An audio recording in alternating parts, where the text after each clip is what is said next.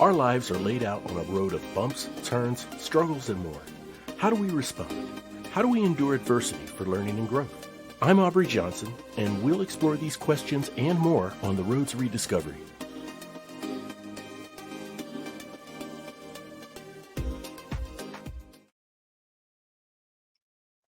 Hello, everyone, and welcome to another exciting episode of The Road to Rediscovery.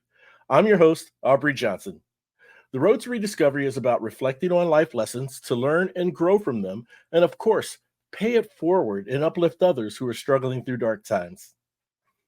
Now, I want to let you know because I am so proud of this. Okay. I'm proud to announce that the Road to Rediscovery has partnered with a new platform called Featured Up. Here, you can engage with me or any of my past guests by asking a question or sharing a comment. All questions for me will be read on a future episode, and I will personally contact my guests for any questions sent for them. I'll also read their question and response in a future episode. You also have the option of including a voluntary tip. And like I said, I will read your name, question, and comment in a future episode. Just visit featuredup.com/rediscover. That's featuredup.com/rediscover. And feel free to ask whatever is on your mind. I will leave this link in the episode show notes. All right. My guest is a former lawyer, environmentalist, and wetlands advocate. Living in New Mexico, she's also the author of a climate change column for the Albuquerque Journal. Through her recent released book, Why Can't We Be More Like Trees? Her breakthrough research covers how tree and plant groups function. She examines the attributes that we share with them and the healing powers offered by the plant kingdom. Ladies and gentlemen, let's welcome Judith Polich to the show. Judith, welcome to the show. It's so great to have you here. Well, thank you for having me. Looking forward to it. Absolutely. Likewise. I'm looking forward to this as well. And would love to just ask if you can start us off by walking us through your earlier years and how you became intrigued with nature and the environment that led up to the work that you're doing today. Well, first of all, I grew up in northern Wisconsin on a dairy farm. Mhm. And as a rather isolated child, I spent a lot of time just hanging out in the woods. Um, my friends were plants and trees, Mhm. and we developed a very deep connection even before I understood what things like holistic meant. Yeah. And like everybody else, I was acculturated and slowly lost that deeper connection. And in my 20s, I was at the University of Wisconsin at the beginning of the environmental movement. Uh, Mm. and so this was in the early 70s. And Mhm. so my first career was as an environmentalist. So I reconnected, as did many of those around me, with the deeper understanding of nature and the natural kingdom. Yes. Later, I went to law school, and that connection was breached again. So a Mhm. good part of my life has been about healing that imbalance that is created by the disconnect between our spiritual deep connection and the world in which we're engaged in. And in many ways, my book is about that journey. Fantastic. And I wanna kind of unpack that journey, right? I just if we lend some clarity to the listeners in terms of what you're suggesting in this in your book and what your breakthrough research has revealed, that you also share in the book when it comes to, I'm using this term loosely, but like the cohesiveness and community that trees and plants have with each other in their system, right? Right. I Yeah, I have to say that I've this is the first time I've ever heard of relating behaviors and attributes, between I don't know if it's a botanical environment or just say trees and plants. I What's think, the correct yeah, pronunciation? I think it's easy enough to say trees and plants. After all, they cover Okay. our world. They made our world. They made life possible for us. Yeah. And we're just really beginning to understand a lot more about how they function. And as a result, how we function. Part of that is because up until recently, we didn't really have a way to track what happens below the ground. So we think of trees, yeah, we know they have roots, but we Yeah. think primarily about what we see above the ground. But about Hmm, hmm. 30 years ago, a plant ecologist named Susan Simone began to use more modern technology and very sophisticated types of computer analysis to actually look at what happens underground. Yeah. And that's some of the research that you're talking about, I think, because Hmm, she found that not only is there more going on there than we thought, that hmm. trees really function as, and forests really function as a community, far more so than individually. And they share resources, including food, with other trees and other plants, and with fungi, Yes. and with the whole with their whole ecological system. So it Hmm. gives us a much deeper understanding of a systems approach of things. They are very cooperative in how they interact. They seem to express behaviors that we might call kindness, altruism. I mean, but those are human terms, and we're talking about plants. So it's kind of mind boggling, frankly. Yeah, and I can see how it can be mind-boggling. But I appreciate how you articulated that because um, I was hoping you can give some examples of behaviors and attributes in which trees and plants demonstrate, right? That bear some similarity to how people in communities function, and sharing is one of those examples that you just mentioned, right? Sharing resources Right. among the others in their system? That's right. And so trees understand the resource that they're primarily sharing is sugar. They photosynthesize, they make sugar out of Mhm, carbon, goes mhm, down into their roots, and mhm. it's spread. I mean, it's not just kept in the one tree and like in the locked house door of that tree. It goes Right, right. and it is shared within the community of other entities. And those Mhm, entities include fungi, who are mhm, part of the tree network of communication. It mhm, can include the microorganisms under the soil, mhm. includes other trees, including their offspring, and it also includes other species. So there's this fascinating way of looking at what's happening within a tree community. And the key word here is community. And Right. as you said, we see that in our own human communities Mhm.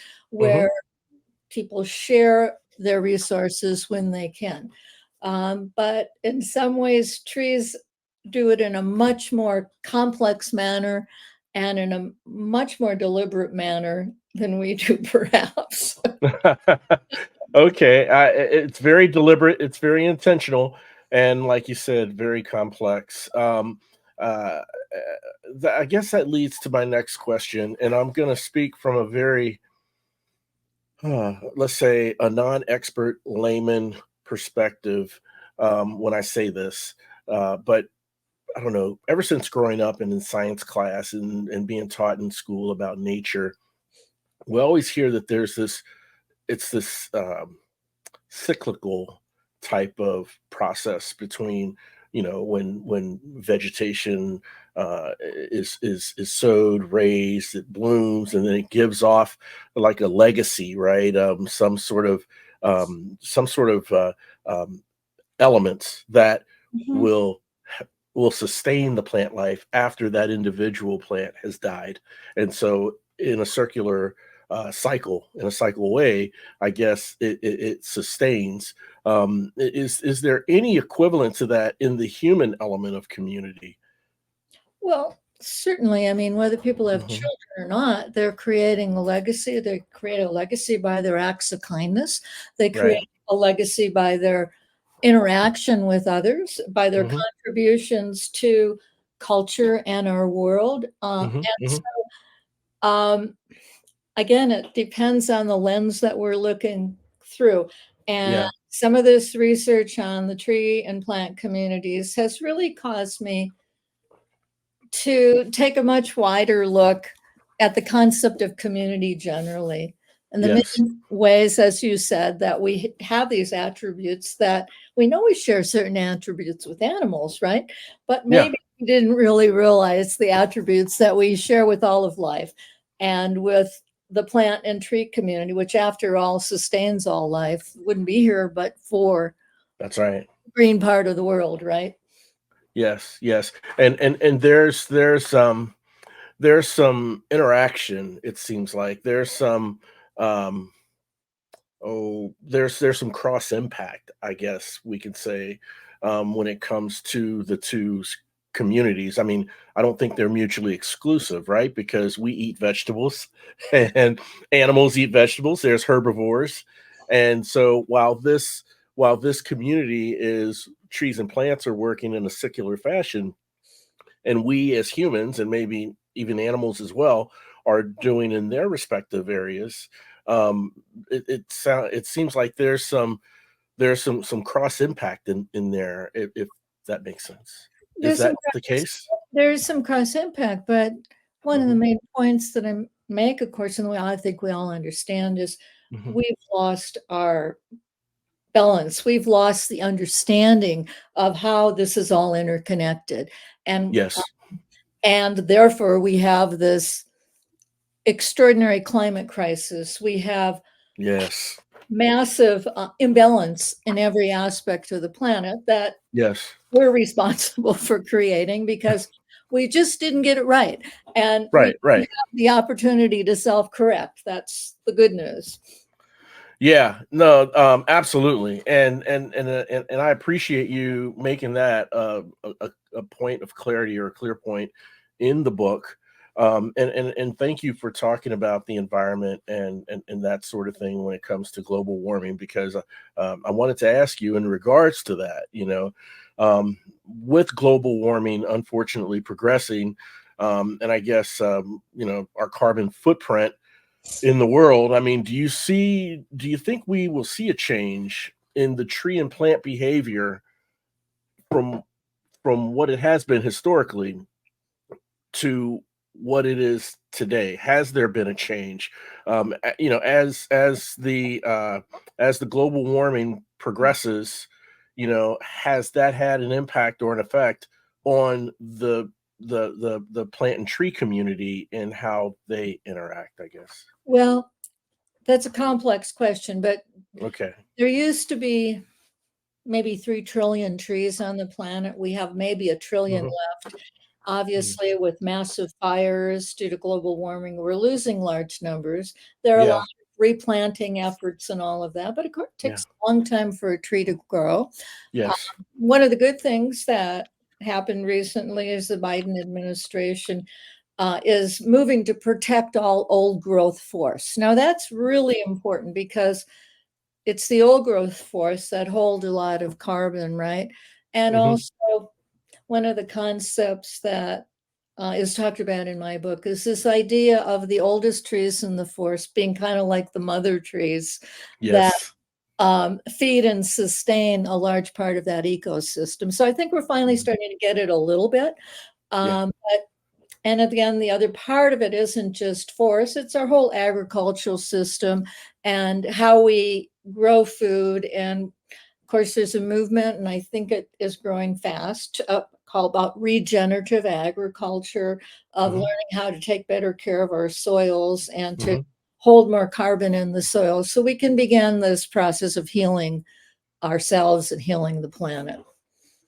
Oh my goodness, that's wonderful. As you were explaining that, Judith, I couldn't help but draw in my mind's eye some years ago when I flew up to Seattle, and I had some business in Yakima. So driving from Seattle to Yakima, which is inland east, going through Mount Rainier Park, right, and seeing just the different stages of the trees that were just planted, trees that were planted 5 years ago, 10 years ago, 20 years ago, and seeing that progression, as efforts are being made to plant more trees as trees are taken down for lumber and so forth. So, um, I mean, the healing piece is, I think, as you said, it's an integral part of of not just healing, the plant and tree world, but ourselves, because we are interconnected. Um, from an awareness standpoint, right? How can we spread the message and share this idea of applying these whatever attributes we can learn from the tree and plant community to enhance and improve our own communities and and our cohesiveness and how we interact with each other? That's one part of the question, and the other part of the question is, how do we spread the awareness um, of helping people understand there is a interconnectivity between the human community and trees and plants? Well, one way is we need to heal ourselves Hmm. because the disharmony is within us. The disharmony Hmm. that has created this entire climate crisis is with us, and it part of it is our disassociation with nature and the natural world, our Yes. um, our predominance on the rational mind and Hmm. not thinking any deeper than that. And one Hmm. simple way to do that is to spend time in nature. Uh, Okay. get kids out in nature, get adults in Hmm. nature, Hmm. get out in nature as much as you can, because a lot of healing of our psyche happens right in a natural environment. Can be the Hmm. park down the street, it can be a forest like the forest you're talking about, it can be Hmm. it can be any place that's green. And Yeah. Yeah. us outside of ourselves and into something larger than ourselves. There's a whole chapter in my book about how nature heals us, and I think it's Mhm. critical that we get back to basics that way.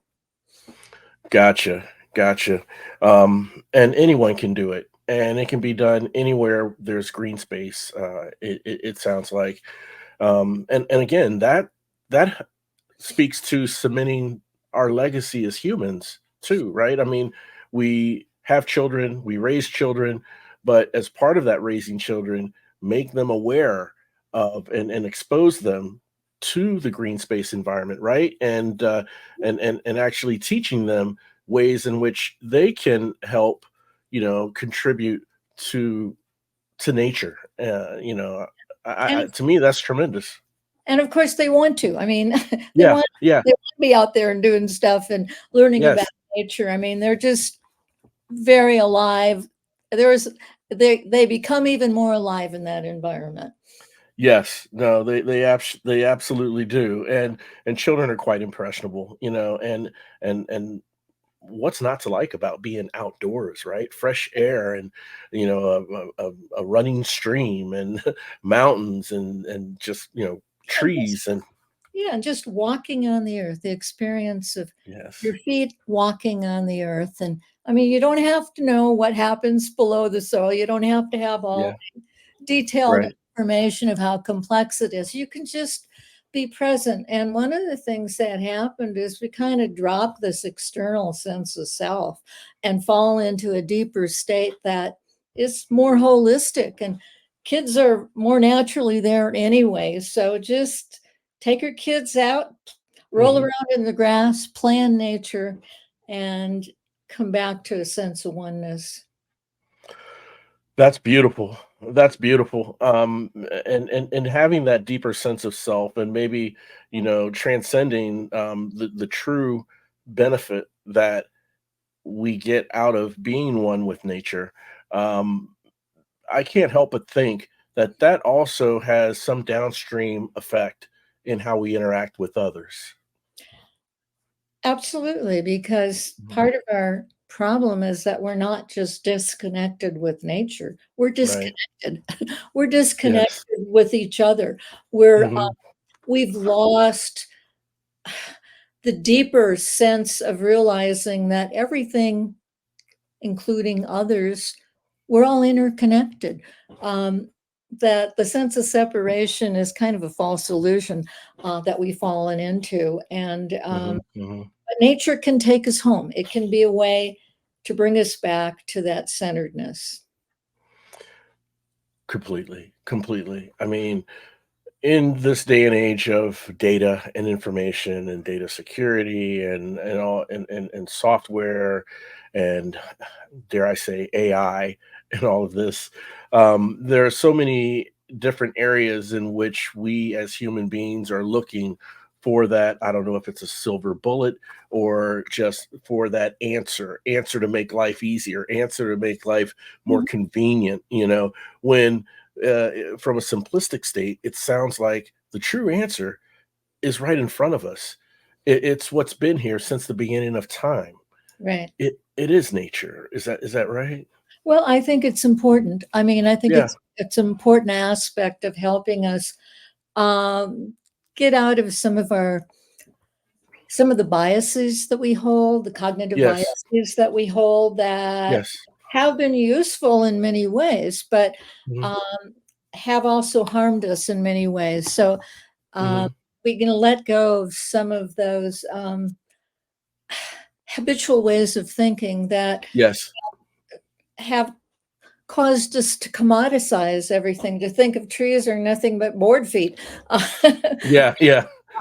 um, and nature just there for to meet our individual needs, put food on Mhm. the table, whatever it is. Well, it's Yeah. things far more complex than that. We're missing, we're missing what's really there.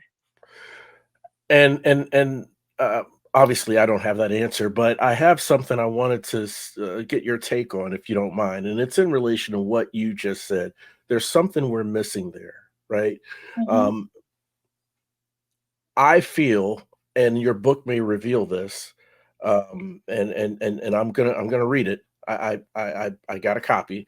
Um, I can't help but think that there are behaviors and attributes that um, plants and trees in that community demonstrate that we have lost touch with and that we can learn from. And one thing that sticks in my head is consumption versus contribution, Mhm. right? Mhm. um, there seems to be um, there seems to be a miss where the scales of consumption and contribution may be a little unbalanced Mhm. in the human community aspect.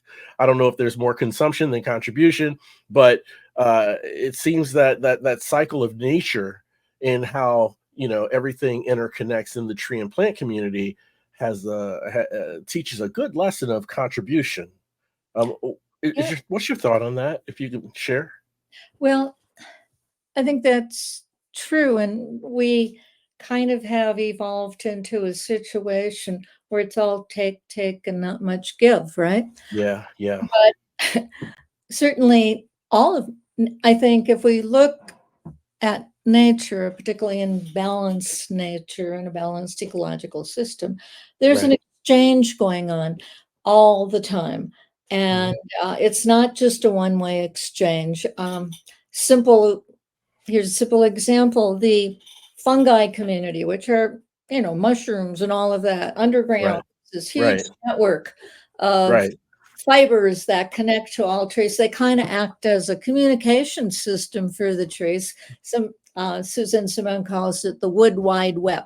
It's sort of like a type I of like that. wood. Okay, Yeah. so they're exchanging in their through the fungi network and the Mhm, tree roots, this whole interactive community thing going for miles. mhm, There's an exchange of sugars. And the fungi are bringing the trees. They're part of the exchange, which is proteins and things and water and things that the trees can't get.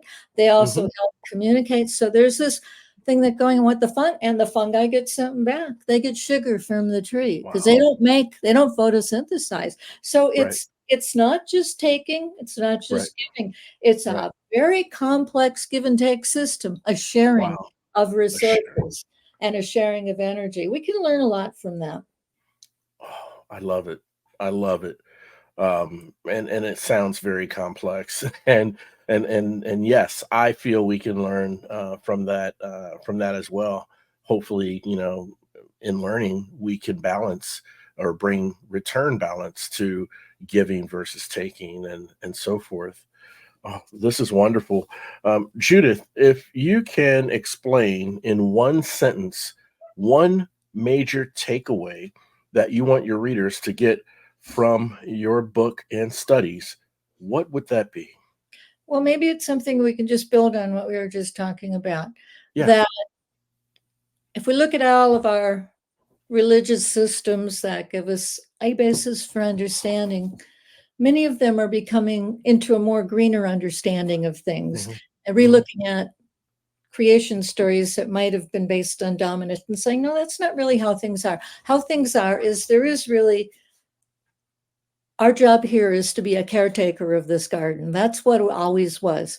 Our Yeah. job is to take care of this garden, this beautiful garden that we've been given.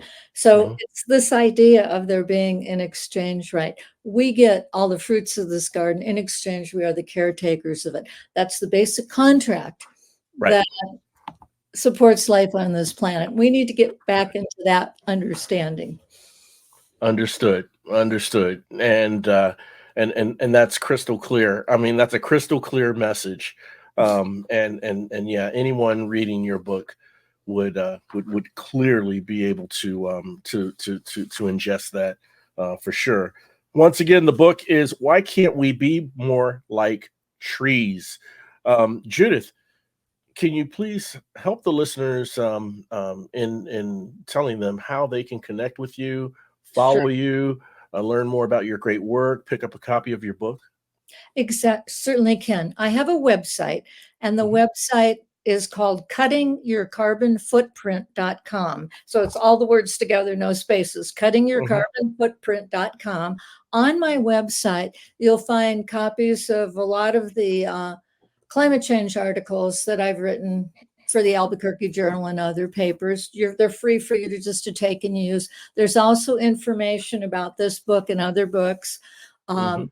And podcasts and interviews that I've been on. So it's cuttingyourcarbonfootprint.com. I also have a Facebook page. Um, but anyway, the best place would be www.cuttingyourcarbonfootprint.com. And my book is available in any bookstore. You can order it online. And again, it is Why Can't We Be More Like Trees? There you've heard it, everyone. Why can't we be more like trees? You can read more columns and commentary from the Albuquerque Journal in Judith's website, www.cuttingyourcarbonfootprint.com, and any brick or mortar bookstore or online you can order her book. So Judith, I can't thank you enough for coming on the show and really helping us understand and provide the clarity and insight in some of the ways that trees and plants interact with each other, the similarities in how we interact, and then of course the things we're missing, the gaps in how what they demonstrate can give us some insight to return back to our balance. So, Judith, thank you once again for coming on the show. I hope we can stay in touch and hopefully bring you on at a future date again. Absolutely. I enjoyed very much talking with you, and I'll look forward to talking with you on other occasions. Give me a call anytime. Oh, fantastic. Thank you so much, Judith. And I want to thank all of you for tuning in and listening. And look, as always, we want all our listeners to know that when dealing with life's struggles, you're not alone and there's always hope. Please share this show with someone you know who needs inspiration and motivation. We're all on this journey of life, and it sure feels good having you on the journey with me. Thanks again for listening. We'll chat again soon. We really hope you enjoyed this episode of The Road to Rediscovery. We'd love to hear from you. Shoot us an email at roadtorediscoverypodcast@gmail.com and leave us any questions or comments you may have.